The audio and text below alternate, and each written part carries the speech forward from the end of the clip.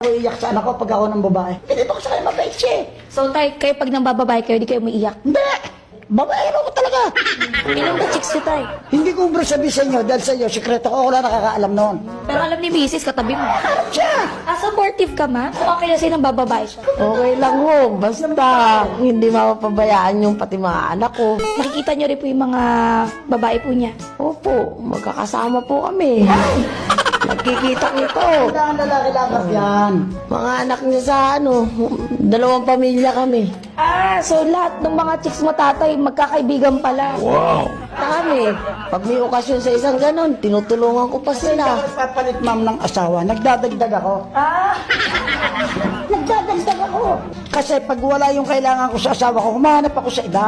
Sir, matanong ko lang, ano ba yung hinahanap mo pa sa babae? Eh, pag sinabi ko, baka ibigay mo sa akin, baka maging asawa pa rin kita. Sir, okay na po